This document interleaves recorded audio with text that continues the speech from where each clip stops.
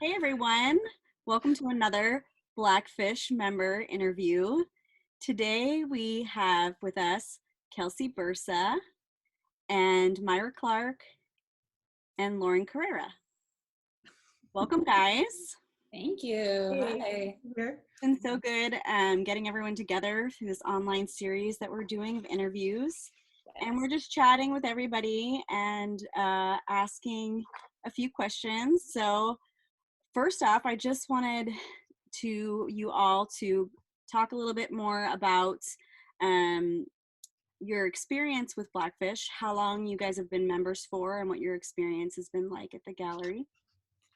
Well, I'm the newest member. I joined last November of 2019, and I've loved it so far. I mean, I've rented my studio from Blackfish since I graduated from art school for about 2 years, and that's been wonderful. That's been instrumental having that as a space to create art. And slowly over the years, I've gotten to know Blackfish a little bit more, and I'm so glad I have this community of artists to exchange thoughts with, and yeah, so it's been a very positive experience so far.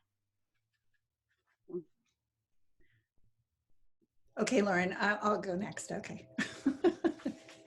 So I've been at Blackfish just over a year and a half, and I'm really, I came because of the experience of the people there and felt that I had so much that I could learn from and grow as an artist by being part of this cooperative, and that's been true. And I have really enjoyed being there. So very happy to have done that. And I've joined for about 2 years, a little 2.5 perhaps. And years ago when I lived in Portland as well as San Diego, I used to come and visit Blackfish. And I would have conversations with the artists behind the desk who were manning the gallery. And so I always thought this would be a wonderful place to have camaraderie and collegiality. So that's why I joined Blackfish. And it has been that way for me. Awesome. So it's interesting because our last interview with Linda and Barbara, they've been at the gallery for such a long time. And so it's great to hear from some new members. And of course, our virtual exhibition that we've got going on right now is a group show, and everybody has a piece in the 30 by 30 works show. And so I'd love for each of you to just talk a little bit about your piece that's in the show. Well, mine you can see behind me. It is a painting that I did once the stay-at-home order started, and it's over the top of another painting, and I've done quite a few layers on top of it and going back in. I'll actually go get it. So you can see a little closer, and it's really different from my normal works. I'm normally very precise, detailed, and representative, and this is a lot looser and gestural and emotional for me, and I see it as a documentation of kind of my experience through social distancing and just the anxiety and depression that brings. I've been doing a lot of drawing on it and different things. I'm actually starting a new series that has to do with that will kind of mix, and I'm trying to do a new style a little bit and explore in this time. Yeah. Awesome. Yeah, it's interesting. I noticed that too, that so much of the paintings that I've seen you do before have so much detail and precision, and that felt much looser. It was very freeing. It was very much like, I also went to see I went traveling right before the outbreak, and I was in London, and I went to a show at the, what is it? It's the not Waterstone. That's going to annoy me. There was this one gallery that was amazing, and it had a contemporary figurative art show, and it really impacted me. There was a lot of different ways of representing the figure, and I wanted to emulate and grow and not be so narrow in how I represented the things, and to bring a little bit more interpretation and just different style and emotion into my pieces rather than just the photorealistic. Yeah. Thanks for sharing. What about you, Myra? Well, this is what I have in the show, Winter River, and I made it, it's an older painting, and I pulled it out and was surprised to see the kind of continuity that ran from this one through the work that I'm doing now, and that's why I actually chose it. I think I had been painting more representationally, and I really have always enjoyed that. And I'd been spending a lot of time up until then looking at more at form and shape.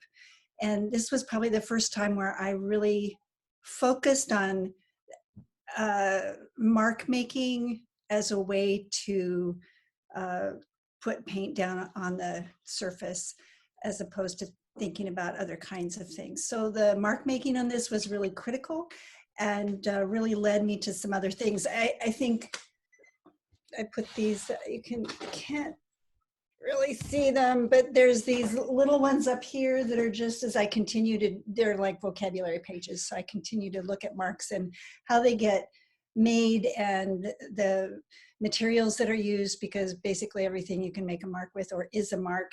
And then looking for the one mark, and then the other one, whatever way it is, the other one, which is a totally mark made painting. So it's just been one of the, that's probably been the main way I've been developing my visual vocabulary for the past couple of years, has really been looking at marks. So that's where I was going with this one, although I didn't really know it at the time. It was kind of a basis for a lot of things that have happened since then. So. And what are the inspirations for the marks? Do they come from, where do they come from? Well, in this one, it is really about, it was snowing, and it was, I think our last, maybe not our last big snow, but it was a very memorable snow. And just looking at, I love snow because it just,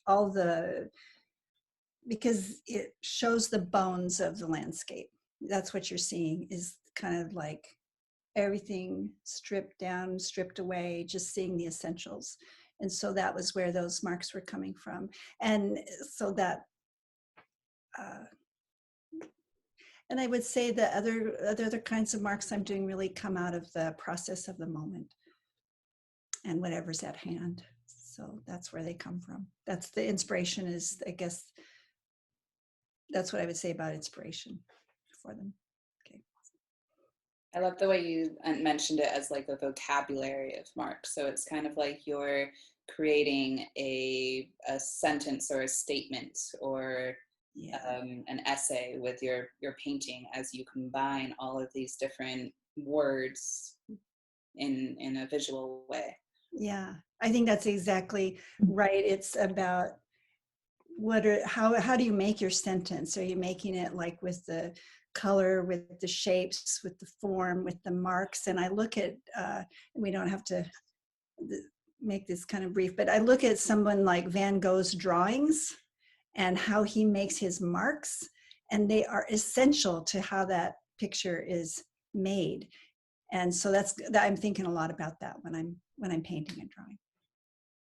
So. What I particularly like about your mark making, Myra, is that a lot of times you use other accoutrements that are around in your studio, like tulle and other things. And I like when you get to the essential aspect of the drawing with just mark making.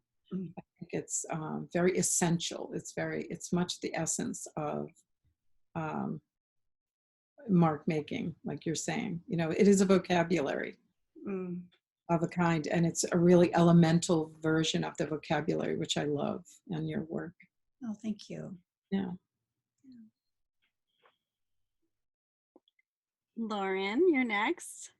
Well, so normally I do site-specific installation. I'm a mixed media artist. but I was trained as a painter, a classical painter.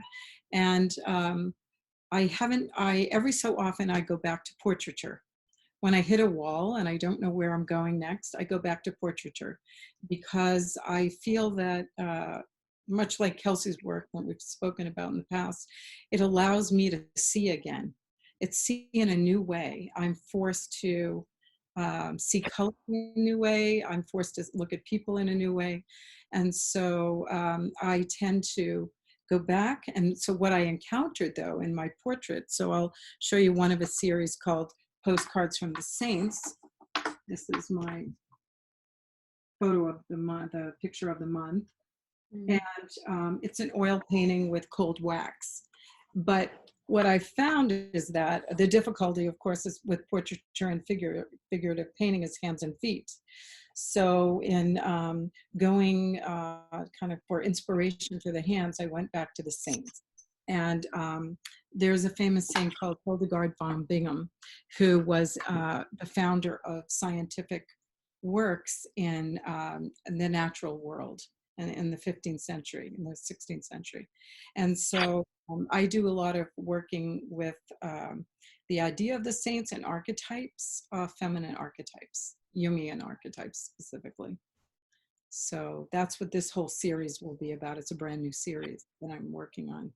So all the hands come from paintings of saints, which are always out of proportion in the paintings. So I'm struggling with that idea of when we do zooming and we put our hands up in the front of the computer, they're extremely out of proportion. Or foreshortening makes them seem huge on camera. So I'm playing with that idea as well. See? Probably noticed. And so I'm playing with that distortion and proportion issue. So tell us more about the series that you're working on, and if you've anything else to show us. I do. I have my, let's see, I'll show you my smoking monk. This is the naughty girl. I love her. Yeah, and but the hands, so you'll often see a hand on the figure as well as a hand in the rest of the painting. And one could interpret that perhaps as, I'm very interested in the environment. And so I may be saying something with the hand, or the figure might be saying something. So you'll often see environmental issues in there. And of course, the traditional saint's hand that comes out of the robe, you'll recognize sort of sometimes mudras. I don't have a lot of them here, but like in the painting that I've done, this is Athena, and the Athena is the goddess of, well, she's many goddesses, many things, but she's of wisdom and knowledge. And so there's her vehicle. And then, there's the idea of she was born out of the head of Zeus. So there's Eve, who was born out of the rib of a man. So I'm playing with different archetypes of women. Yeah. Okay. Awesome. Thanks for sharing. Yeah. Thanks for asking. I like the butterflies. It reminds me of, I saw some images of your, not most recent installation, but the one before where you put butterflies all over the gallery. I wish I'd seen that. That was so beautiful. Well, one interesting thing I think about butterflies is they're transformational. And butterflies, in order to turn from a caterpillar to a butterfly, they actually immolate. They self-immolate. They completely eat themselves up. So they die to the former self in order to transform to their more perfect self, their more beautiful self, perhaps one could say, or their more real self. I don't know how to describe that. The final evolution or stage of enlightenment, almost. Yeah, right? Yeah. Right. So it's a lovely metaphor for the idea of spiritual development. Butterflies. I agree, definitely. It's interesting because I think that we're all in sort of a cocoon of sorts right now with this quarantine. So it'll be exciting to see where we go when we I'm really interested in seeing all the art that comes out of this. Yeah. Now that would be an art show to have. I think we should have one that is, focused on works that were made during the stay at home. Yes. Yeah. It's certainly a good time you're able to.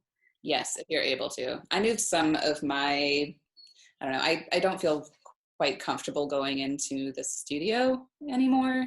Just leaving the house every day and going down there, even though I don't encounter anyone when I do, mostly.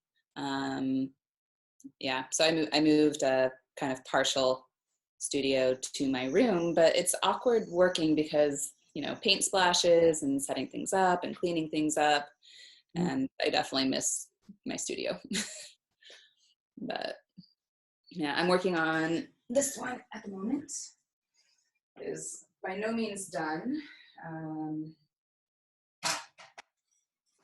I'll put it up farther away.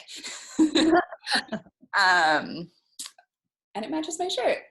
But yeah, I collected or requested a lot of images from my online community of friends and just social media. And I've have quite a few that I'm going to paint in the series. And it's about kind of similar to what I mentioned before about anxiety and depression and social distancing and just interior and exterior spaces and how we are kind of melding all of those with the virtual as well. And I'm really excited to explore new mark making and new ways of painting with it. So Is it oil paint, Kelsey? yes, it's oil. And what are you calling the series? Do you have a working title? A working title. I don't have one. You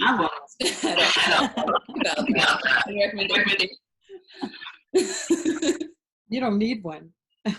Yeah, no, I don't need one. I usually think about those things once I finish the series and reflect on it a little bit more. It's hard. I like to work when I know what a painting is about and what the composition is about, but I only really see the whole thing once it's done and I sit with it for a while and reflect on it. It's hard to see everything that I'm thinking about or intending or feeling in the moment when I'm creating it. So, and just like Myra said, like she has her painting that is from 10 years ago and she sees so many connections to her current work. Yes, that's almost as if we all have our vocabulary, so to speak, that just rising no matter what kind of work we do. It's a very strange thing that we have a vocabulary of a sort. Because I find, Kelsey, I don't know I don't have a sense of composition or where I'm going to even start. My favorite thing to do is to come in and just start. That's it. Well, I'll show you this one. This is one of those that's like that. It's too big to see. There you go.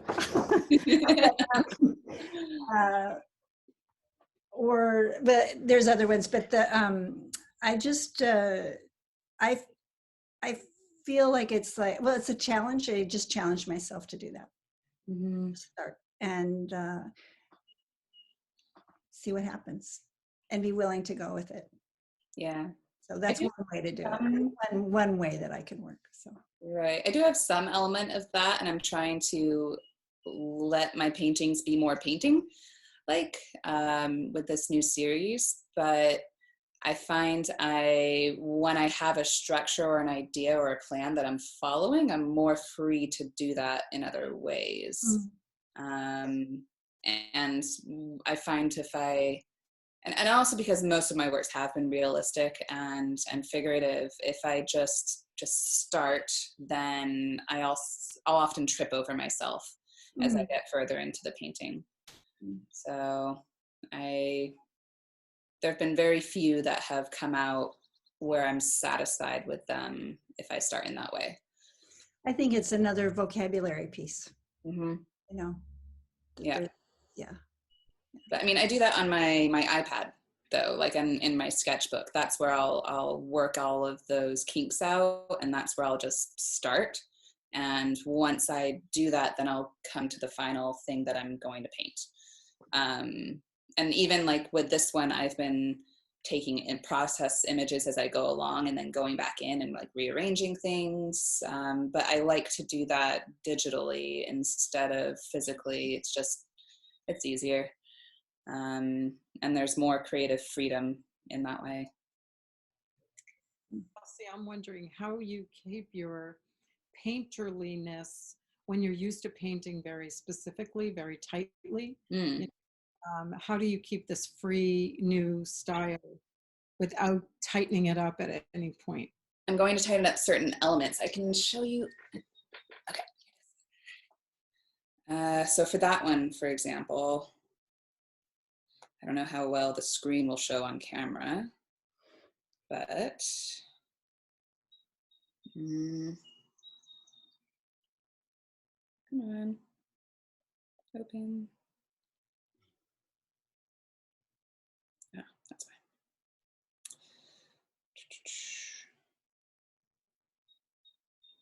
So this is my idea for that one.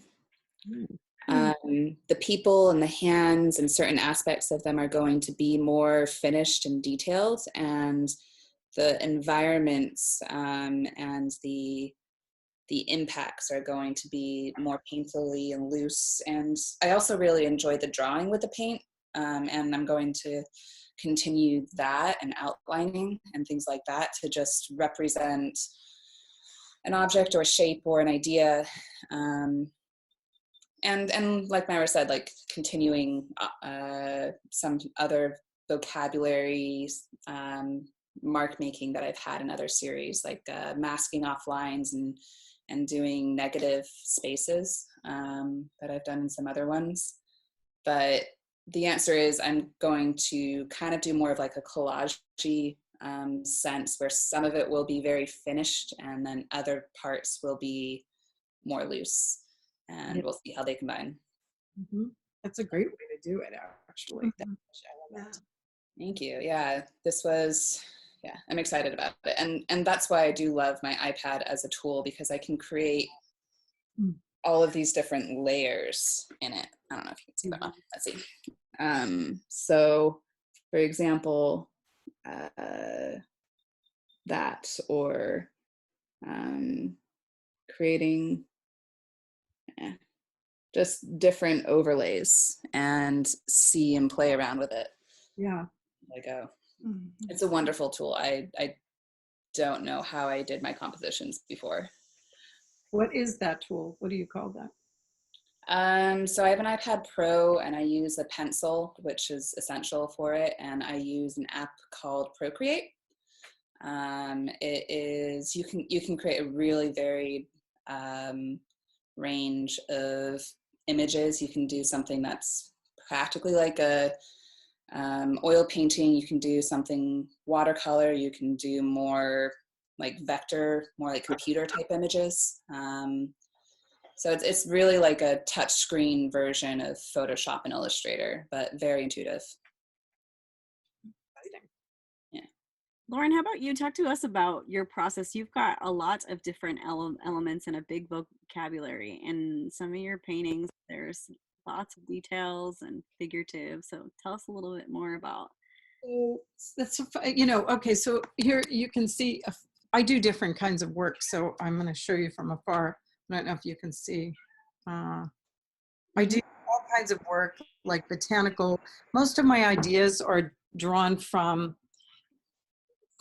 reading or dreaming. I do work like this. I don't know if you can see that. Let me see if I can. That one's a little harder because it's under glass. Yeah. Okay, we can see though. Yep. So these are paintings where I've painted and then completely covered over the painting. So I usually work from concept down, and this is the first time. Occasionally when I go back to portraiture, it frees me up.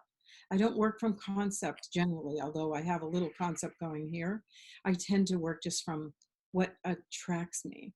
So most of my work, because it's an idea-driven work, my site-specific work, I find that's very, although I'm always have the element of surprise, because you never know how anything goes together. And I love that too, it's a kind of balance between what you know and what you don't know, what you discover during the work. And so I would say that because I do a variety of work, I'm always like I've done collage, and I actually find collage really fun and really freeing. Mm-hmm. A whole series of retablo based on border ideas about the border between Mexico and San Diego. And working with collage it freed my mind up to develop a new vocabulary, something I wouldn't have done when I paint. Because I asked Kelsey, how do you keep from tightening up? Because I often start out loose in my paintings, my large landscapes, and then I tighten up. So I have to fight against that desire to be perfect, a perfectionist, about my work. And it's always that push-pull, between the two. And how do you know when you're too tight, So, And how do you loosen up again afterwards? It's very difficult to go back once you're to a certain level. And that's, yeah. One thing I do is I tend to sand off my work. I take sandpaper and sand it away. Literally take it off. That's a good idea. I might try some of that in this. Yeah, and it sort of shows the underlayer when I was a little more free. Sometimes that can help me get back to where I was originally, that moment of expression that's kind of joyful almost. And then, you think, well, just a little highlight here and a little thing there, and pretty soon it's a little tight. That's what I generally do, is I sand it back by a different medium. Like I find acrylic is very different than oil. In acrylic, I'm very free. In oil, I'm really tight. And that's what's wonderful about oil, doing portraiture, for instance. You can really get detail. Yeah, you can take the time to really get into the oil, whereas acrylic, it dries so fast in general that you have to work fast, and that forces you in a different mode of working. It really does. And I think every medium that you use forces you into a different mode of thinking, which I really love.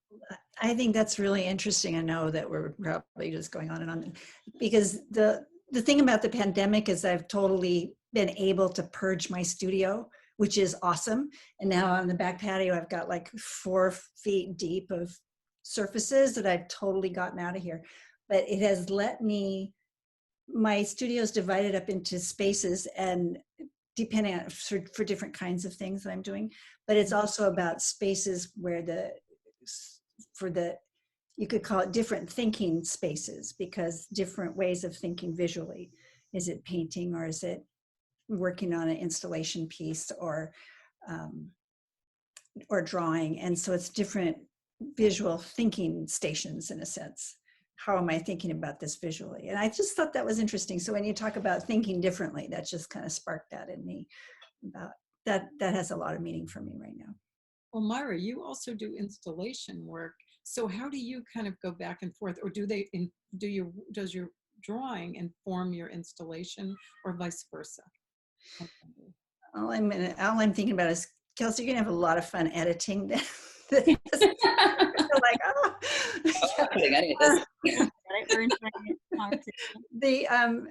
Well, actually, it's a question I have. I'm going like, what the heck am I doing? Because I'm doing iconography. I do the mark making, which is completely different, because iconography is also super tight.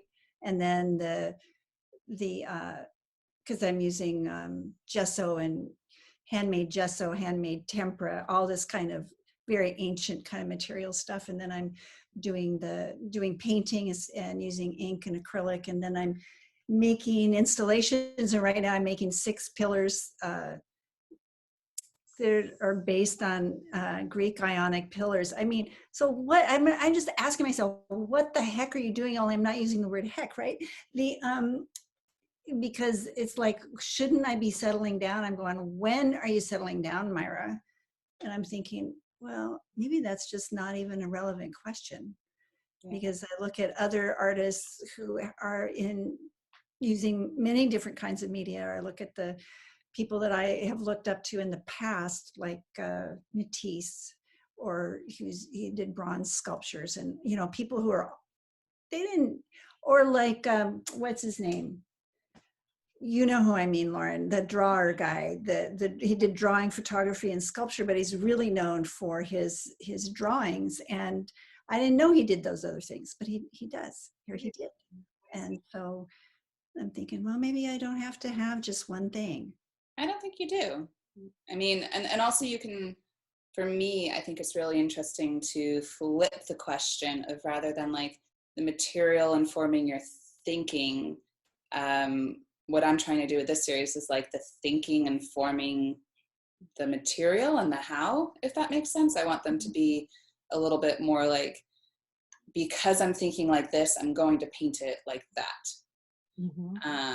Or because I'm thinking of this idea, like this material or this way or process works better. So I think that at the core, there's still the idea and there's still the artist, and how that develops and comes out informs it, of course, but like there's still that connection. And I don't think it has to be just all one thing. I don't think it can or should. I don't know. There's that versus, oh, and the artist I'm thinking of is Cy Twombly. The, because there's the idea of focus and becoming the best you can be at that one thing. And I think that's really valuable. But I guess, it's like shopping for me. If when in doubt, buy both. I think it's interesting though, even you sharing that this is work from the past, and then you're sharing things that you've currently made or are working on, and there is still a sense of you, the artist, in them all. I can see the thread. I would look at that work and say that's Myra's. And I think overall, yeah, it transcends medium. When you put yourself into it, your thoughts, your style, it just rings through. And I think that's true for most artists' work, no matter what they're working in. You can just see their character in it. It's true of all your works. And I think that's what's so great about Blackfish, being a community of artists that all do so many different things between different medium, different concepts, and that we're all together in a community and exchanging those ideas.